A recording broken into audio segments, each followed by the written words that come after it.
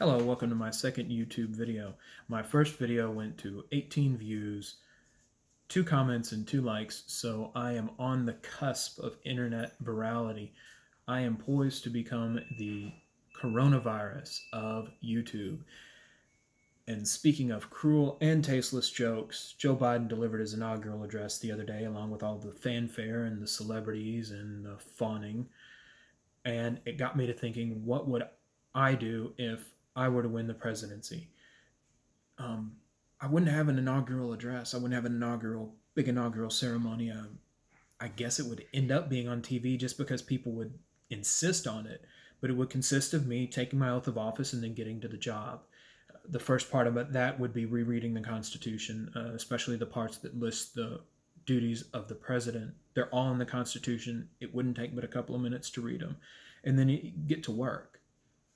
There's no point to all of this fanfare around it. It's kind of a creepy cult of personality thing. It's this focus on the great man. And the fact is that politicians they just hold a position like any other position. They're not special. It's, for the most part, they're like used car salesmen. But with a used car salesman, at least, when you get done dealing with him, you have a car.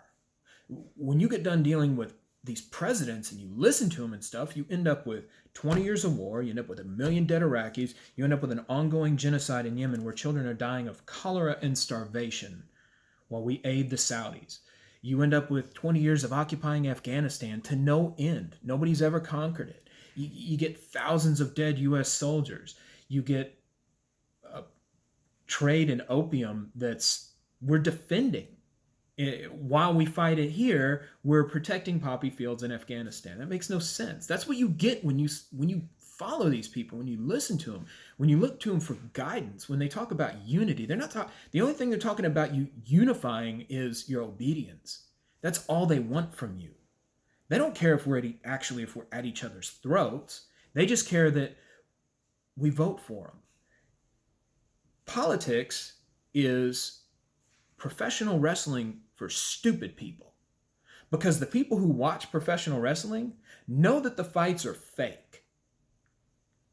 The people who follow politics and listen to politics and take politics seriously as something other than theater, they think these fights are real. They're not real. They're squabbles over power at most, but they're not squabbles over how they're going to help you. They tell you how they're going to help you so that they can win political office. There are people in a bar trying to pick you up, take you home, and screw you. That's all it is. You got to quit following them. You can't look to these people for guidance. Go look to Bono for guidance before you look to a fucking politician. At least there's a chance that Bono believes what he's saying. There's no chance that these politicians believe what they're saying. It's just a way of getting in your pants. Stop worshiping them.